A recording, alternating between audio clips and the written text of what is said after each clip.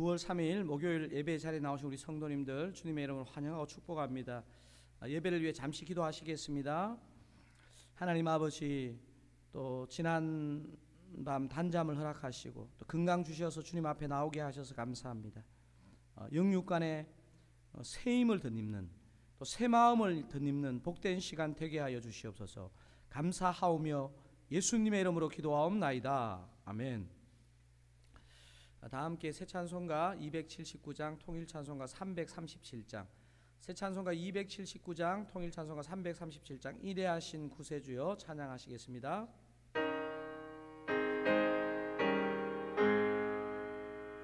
인내하신 구세주여 내가 비오니 죄인오라 하실 때에 날 부르소서. 주여 주여 내가 비오니 죄인오라 하실 때에 날 부르소.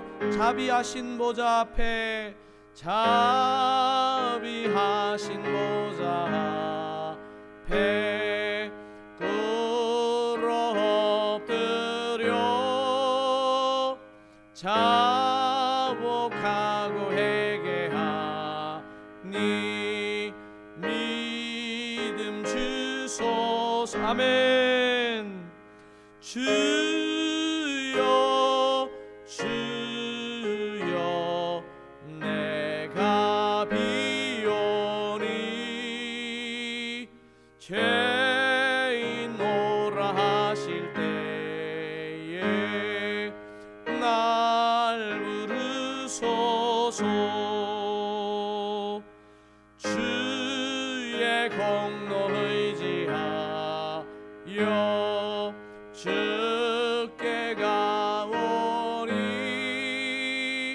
상한 마음을 고치시고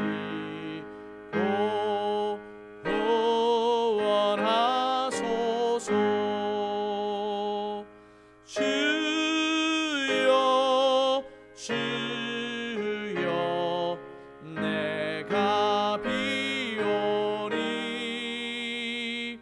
죄인오라 하실 때에 날 부르소서.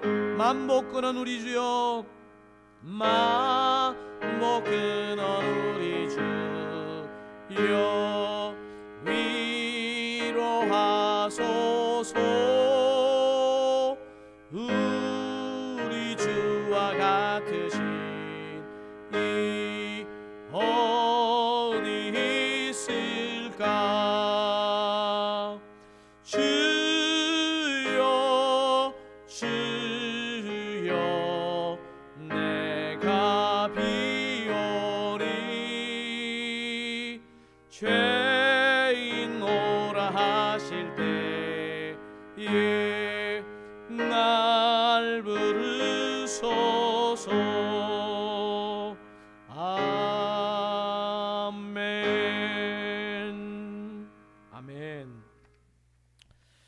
하나님께서 오늘 우리에게 주시는 말씀은 창세기 38장입니다. 창세기 38장 1절에서 11절입니다. 제가 가진 성경으로는 구약성경 59면에 있습니다. 다 찾으시면 제가 창세기 38장 1절, 여러분이 2절 교독하시겠습니다. 그 후에 유다가 자기 형제들로부터 떠나 내려가서 아둘람 사람 히라와 가까이 하니라.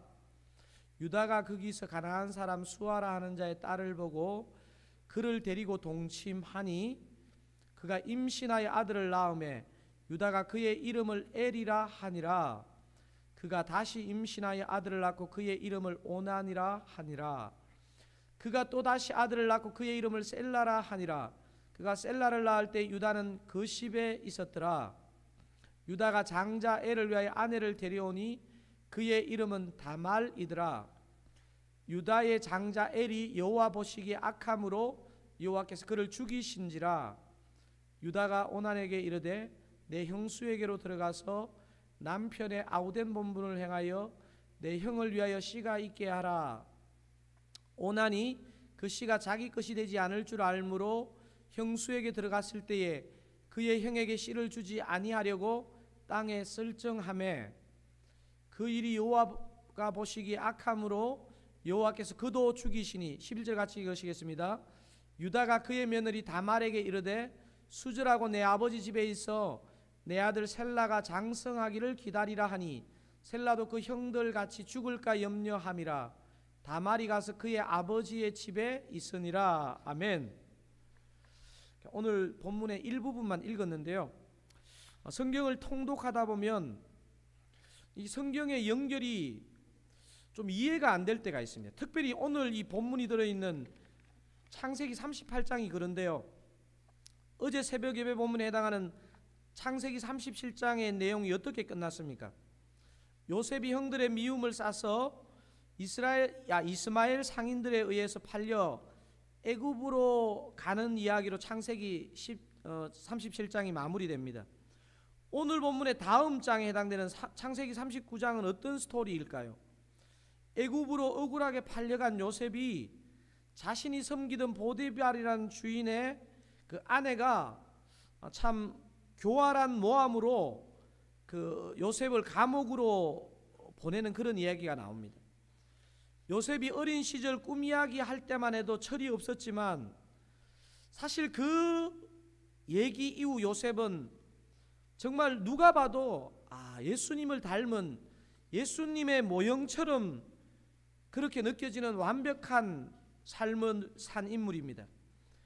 이 은혜로운 요셉 스토리 흐름에 무엇 때문에 이렇게 은혜를 깨는 창세기 38장의 이야기가 나오는 것일까요? 경건한 이야기를 기대하는 사람일수록 창세기 38장은 참 이해하기 어려운 이 연결을 갖고 있습니다. 창세기 37장과 39장에서 어려운 삶을 사는 요셉과 인간적으로 너무 대조가 되는 유다의 삶이 소개되고 있습니다.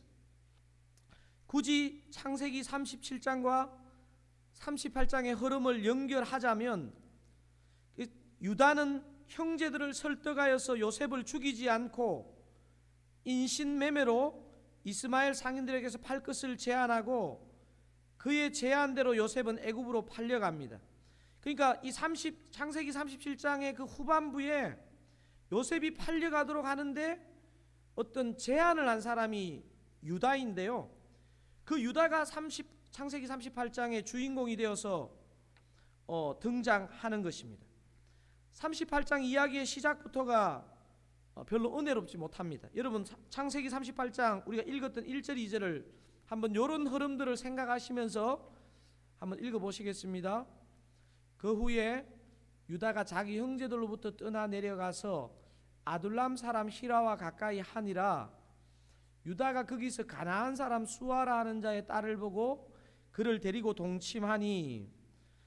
창세기 28장을 보면 이삭이 아들 야곱을 왜 밧단 아람 그 아내의 외갓집으로 보내느냐 하면, 이삭이 아들을 가나안 딸 중에서 아내를 취하지 말 것을 그렇게 기대하고 명하기 때문에 그렇게 하는 것입니다. 하지만 방금 읽은 것처럼 유다는 그런 그 선조들의 가르침을 어기고 형제들로부터 떠나 가나안 사람 수아의 딸과 결혼합니다.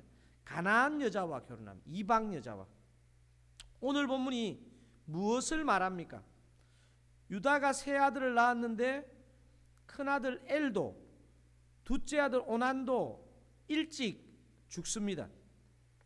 그러니까 이런 일을, 그러니까 여기 성경의 기록을 보면 하나님 앞에 악하였기 때문에 그렇게 했다고 분명하게 기록하고 있습니다. 이런 일을 겪을 때 좀 믿음이 있는 아버지 같으면 어떻게 하겠습니까?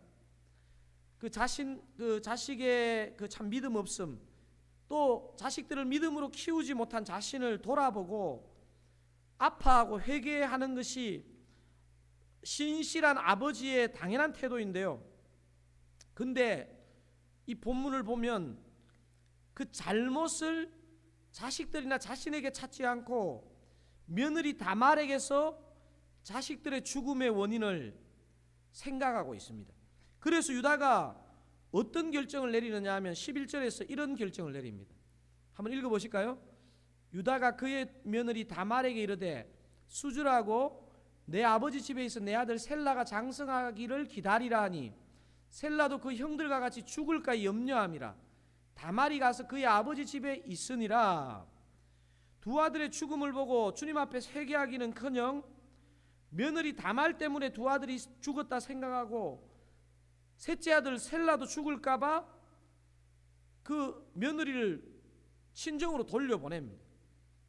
사랑하는 서울장로교회 성도 여러분, 이런 유다의 모습은 좀 고약한 시아버지다, 이 정도의 얘기를 하는 것이 아니고 하나님 앞에서 정말 패역한 모습을 고발하고 있는 것입니다. 오히려 이방 며느리인 다말이 하나님의 약속에 신실한 사람이라고 봐도 과언이 아닙니다. 그걸 어떻게 알 수 있느냐 하면 남편과의 사이에 자식이 없이 남편이 죽으면 시동생에게 시집가서 대를 잇는 이 율법에 있어서 매우 중요한 이 계대 결혼, 그러니까 자식이 없이 죽은 그 남편이 죽게 될 경우에 그 시동생에게 시집가는 이것은 하나님의 주신 율법에 충실한 다말의 모습을 보여주는 거거든요.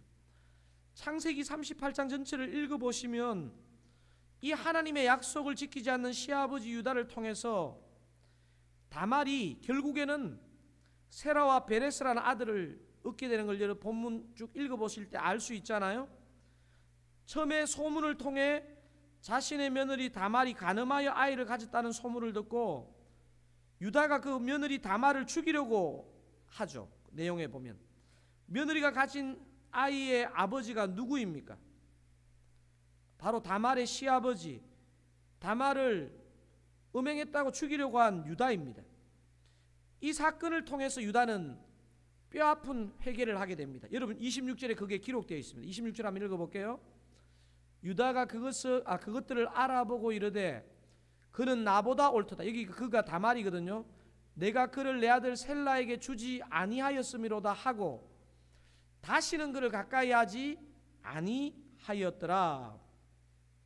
여러분 이것은 단순히 있잖아요, 그냥 인간적으로 처신한 것을 보여주는 것이 아니고 다말이 하나님의 율법에 순종한 사람이고 자신이 그것을 어긴 사람이다 하는 것을 뉘우치고 회개하는 것을 보여주는 것입니다.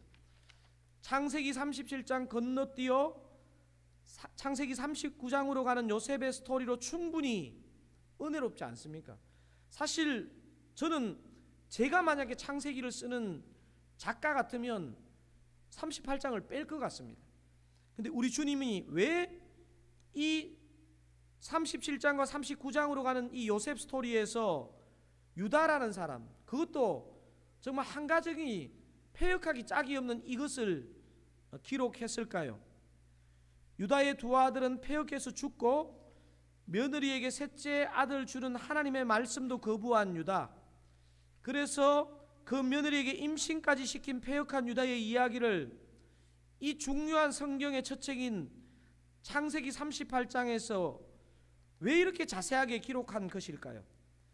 바로 이 답에 해당하는 성경 구절이 로마서 5장 20절입니다. 여러분 로마서 5장 20절을 한번 읽어보시겠습니다. 율법이 들어온 것은 범죄를 더하게 하려 함이라. 그러나 죄가 더한 곳에 은혜가 더욱 넘쳤나니. 죄가 더한 곳에 은혜가 더욱 넘쳤나니. 오늘 본문이 주는 메시지는 이것입니다. 죄가 더한 곳에 은혜가 더욱 넘칠 수 있다는 것입니다. 주님은 어떤 죄 가운데도 능히 찾아오시는 분이시라는 것을 이 창세기 38장 패역한 유다의 스토리를 통해서 우리는 보게 되는 것입니다. 이렇게 패역한 유다, 그 패역한 유다가 며느리 다말로부터 낳은 아들 베레스가 바로 예수 그리스도의 조상 아닙니까? 사랑하는 성도 여러분, 은혜를 더하게 하려고 죄에 거할 수는 없지만 분명한 진리는 죄가 더한 곳에 은혜가 더욱 넘칠 수 있다는 사실입니다. 패역한 유다를 통해서 예수 그리스도가 오셨고 패역한 저와 여러분에게도 예수 그리스도가 오셨다는 것을 창세기 38장은 말하고 있습니다. 오늘 우리가 하루 살 때 은혜를 더하게 하려고 죄에 거해서는 안 되겠지만 우리의 패역함에도 불구하고 얼마든지 은혜로 찾아오시는 그 주님이 저와 여러분의 주님이신 것을 기억하시면 좋겠습니다.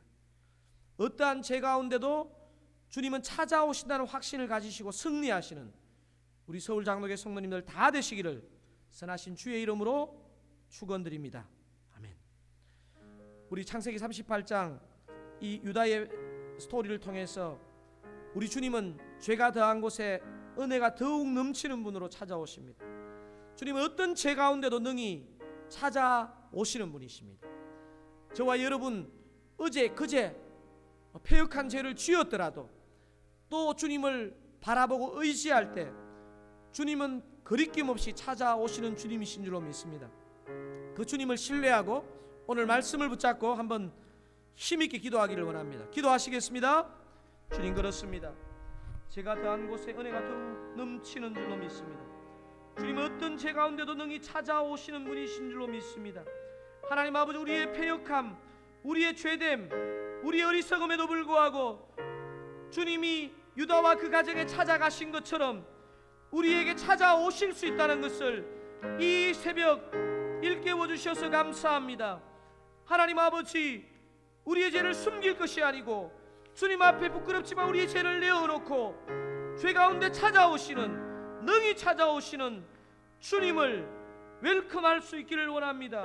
주여, 오늘 한날도 그 은혜로 우리를 주장하여 주시옵소서.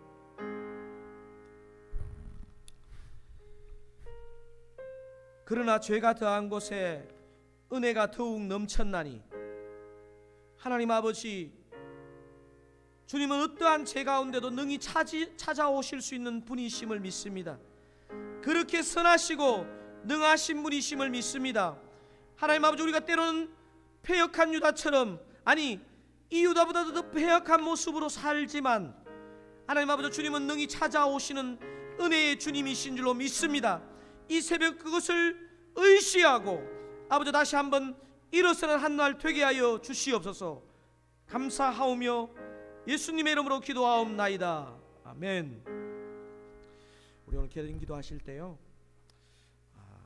우리가 이 로마서에도 보면 은혜 가운데 거하려고 더 죄를 질 수 있겠느냐 하는 말도 있지만, 은혜를 더하게 하려고 죄에 거해서는 안 되겠지만